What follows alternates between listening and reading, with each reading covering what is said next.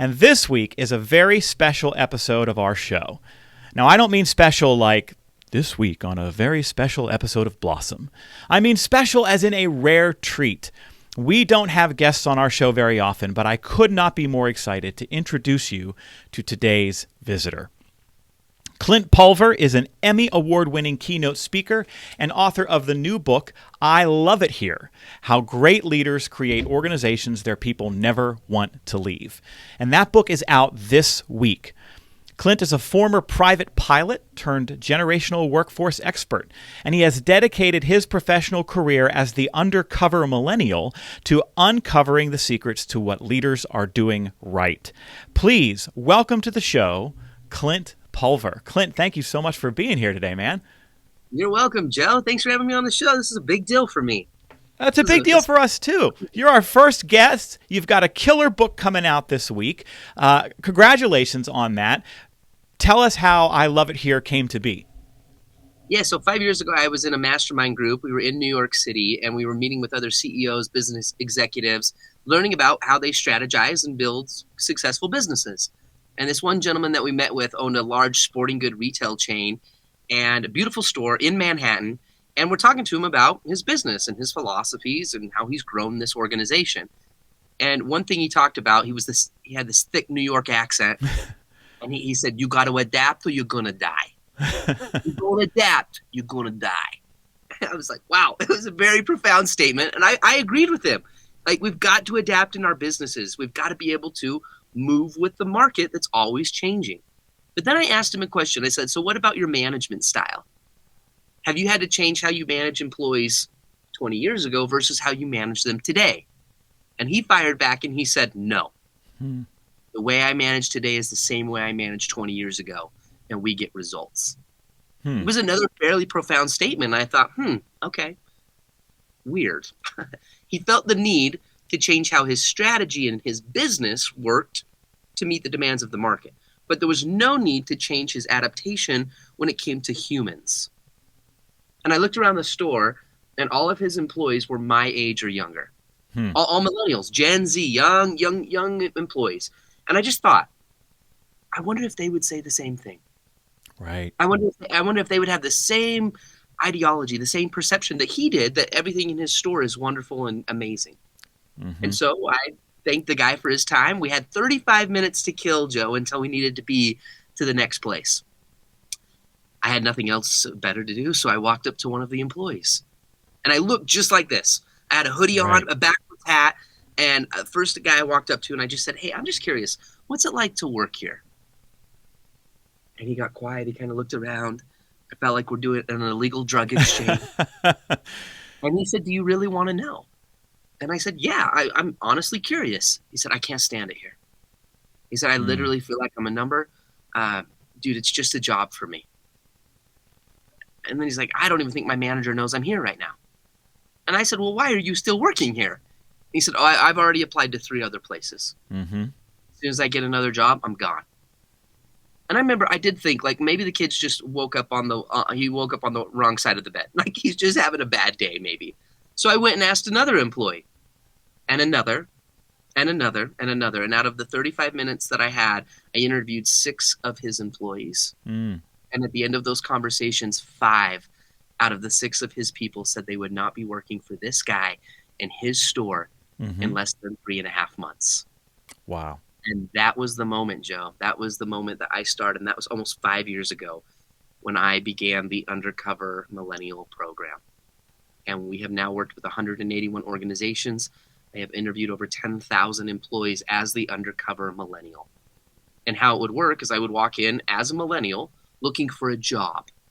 We would partner up with these organizations. And what we gained is not... It's real. It's honesty. It's truth. They didn't know that they were giving me the truth. That's why they were honest. Like, it wasn't a survey. This wasn't a survey data. I'm not a manager in the company. I'm just another millennial. And the magic of the research was when I would go up to an employee and say, hey, I'm just thinking about applying. What's it like to work here? And they would respond with, I love it here. Yeah. I love my boss. Oh my gosh, Susie. You got to meet Susie. Come here. Susie, come here. And then when that would trend in an organization, Right. And employee after employee would say, I love it here. And the magic behind how great leaders created organizations that their people never wanted to leave. And that's why we titled the book, I Love It Here. It's a solution-based book it's not a leadership book Mm-hmm. written by another, leadership expert. That's not what this is. This is a leadership book written by 10,000 employees Mm-hmm. who knew when their leaders were getting it right. That's the Right. difference. That's what this is, and it was an honor to be a part of it for a big part of my life. Well, there's so much in this book that make it a useful resource for people who are going to work every day and have other people in their charge. And your research reinforces this idea that, and this is how you said it in the book, bosses are the number one reason people stay or the number one reason people leave. Tell us more about how you came to that conclusion. Yeah, management, man. Here's the thing: is when an employee hated their job, they always talked about the manager. Right. And when they loved their job, they always talked about the mentor. Okay. That was a unique find in the research. So there's a difference between mentorship versus management. Mm-hmm. It's not even leadership. Sometimes we talk about, well, you got to be a good leader and avoid being the manager. We talk about leadership and management. But what I found in the 10,000 interviews is that when they really loved their job, they were talking about a mentor, not even the leader. We look at traditional leadership as someone who sits in front and they're on the ship and they're directing where the ship is going. You're a leader if people follow you. How do I get you from point A to point B to point C, and how do we move this organization? You're the CEO. You're the leader. Mm-hmm. You're standing in front and you're leading. Now, the manager is the person that's on the ship making sure there's no leaks, making sure that the ship can move swift, making sure that we can be efficient, that we're staying productive.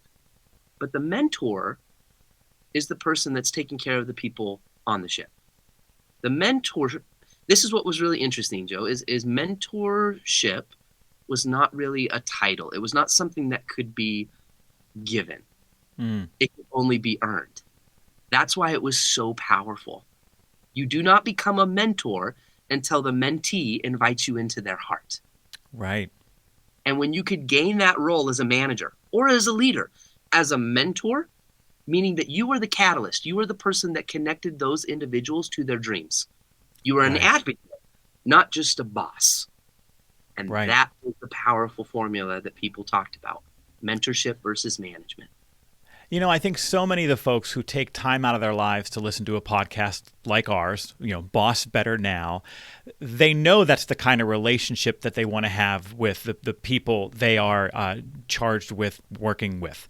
And they go into those relationships with a desire to be a mentor.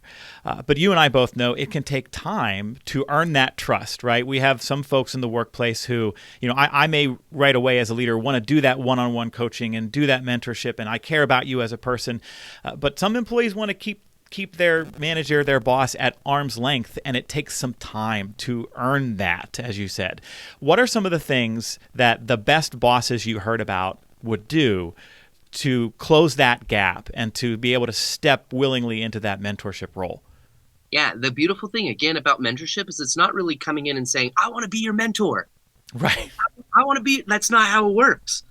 Usually mentors are sought out because of who they are, not because of the position they're wanting to impose on other people.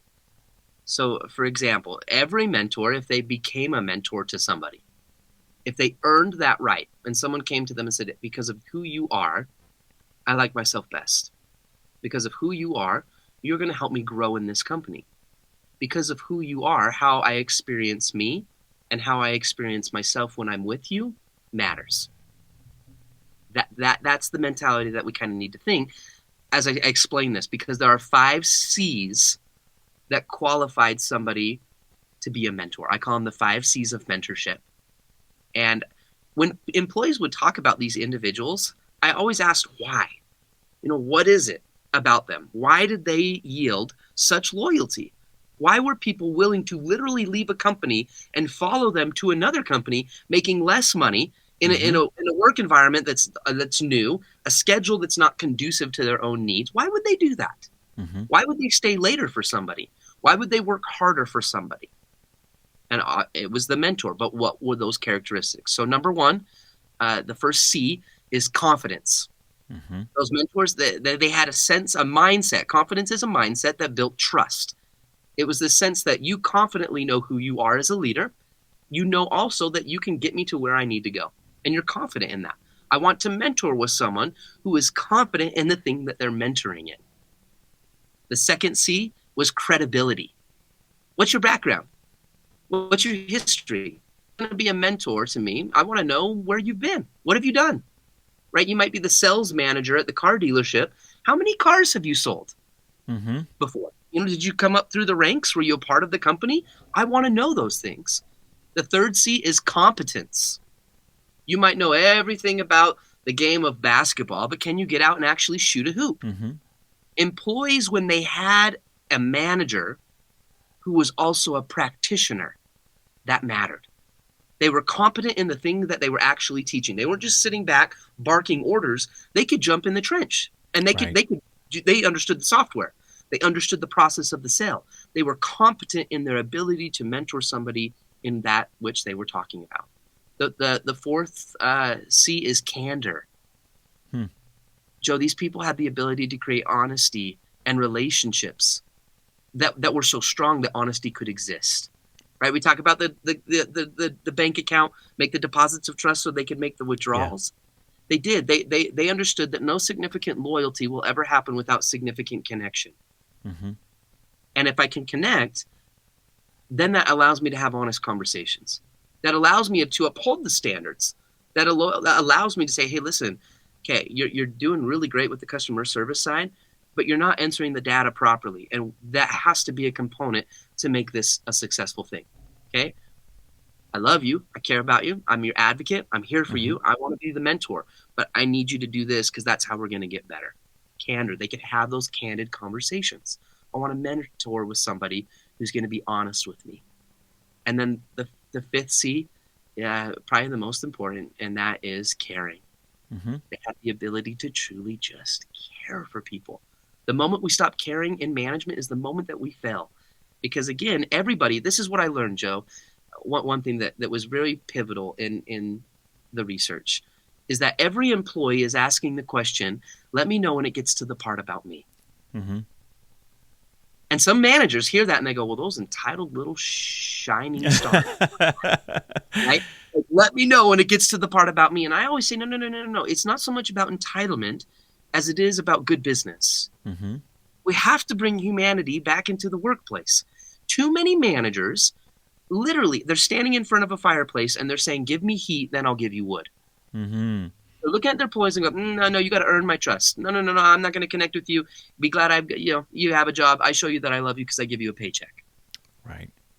Long gone are those days, and we are coming out of what I'm calling the great job churn of 2021, where 2020 we saw really high retention rates, record retention rates, because everybody was so glad they had a job. They hunkered down, they held tight to what they had, and now we're coming out of that. And two things are happening. One, employees have had time to think. Does their job today look the same that it looked in 2019? A lot of jobs have changed. Pay structures changed. Working from home has changed. People realize, oh my gosh, I can work in Colorado and live in, another city close to my family. There's just more options, right? Absolutely. The come out of this more competitive. And then second, they will remember, they do remember how you treated them during the pandemic. Yes. And we did quite a bit of research during the pandemic. We have a whole chapter dedicated to it in the book. It's called Brace for Impact. And there were some pretty horrific things that we saw that bosses did, not just out of spite or because they're bad people, but just in chaos, in chaotic times, people became the last priority. But on the flip side, I also saw how amazing bosses maintained the priority of people. They maintained the ability to make sure that people were safe physically, but they also felt safe, that they were seen, they were heard. Let's practice some empathy. I get that you're now the teacher at home and you've got 7 kids and your spouse is working, and they will remember how you treated them. And I think we're going to see some massive shifts in the world of retention as we come out of 2021. And you just gave some perfect examples of one of the patterns that I saw in the book. So every time you were doing interviews and you encountered someone who said, I love it here, and then pointed to their boss as the reason why, I noticed when you asked what about their boss made them a great boss, made them somebody that they wanted to work for, the two words that kept coming up over and over again in your book were kindness and connection. Yes. What are some of the other ways that leaders, regardless of what level they work at in an organization, can go to work and as a daily set of habits and routines, make sure that they are prioritizing kindness and connection? Yeah, I think, again, every employee is asking the question, let me know when it gets to the part about me. So we need to make sure that we're doing that in a way that's conducive to the employee. Sometimes we take this one-size-fits-all approach that I know what my employees want, or company X down the street does this for their employees, so we should probably do that too. And they don't take the time to ask. We've heard that age-old adage, that saying, Joe, that if you feed a man a fish, then you've only fed him for a day. Right. But if you can teach him how to fish, then you fed him for a lifetime. Every time I hear that, I go, who said the guy wanted a fish? Who said the guy wanted a fish? I'm not really a fish guy. Sometimes I just want a steak. We just need to ask. We need to ask people. And one of the weird things is that so many bosses don't ask. They don't ask. And they haven't created relationships that if they did ask, they would never get honesty. Right. I found too that most managers have no idea they're doing poorly, which is unfortunate because, they sit down with an employee, they do the one-on-one management meetings, right? One-on-ones. What can I do better for you as my manager? Most employees go, no, you're doing awesome. It's great. Because there's no incentive for me to speak the truth. You haven't created a relationship of trust. And what the employee is thinking in their mind is, you micromanage like a crazy person. I know you talk bad about me. You're the person that every time the team wins, you take the credit. Right. Every time we lose, you blame somebody else. And I'm thinking about going to another job. And then they leave 4 months later, and the boss sits back and they go, so hard to find good work. Dang millennials, they're just not loyal.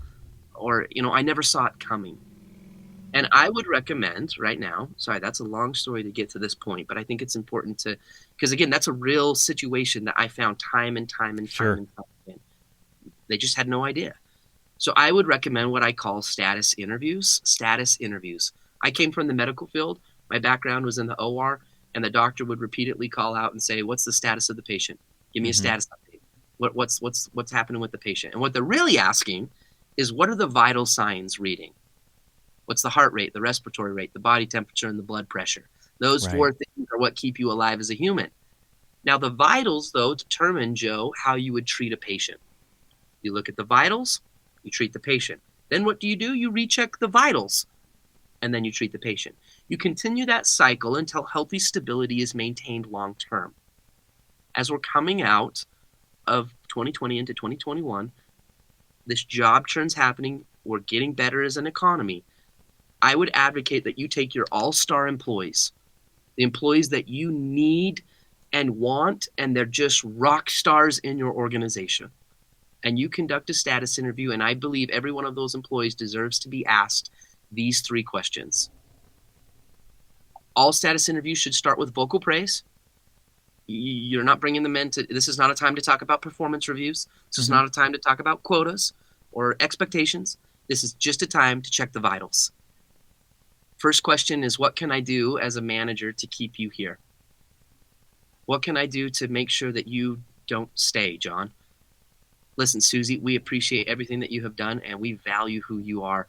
And I just got to know, things are changing a little bit. We're coming out of this pandemic. What do I need to do to keep you here? Some managers are afraid to ask that, because what if they ask for ski passes and more and a 20% raise? Right.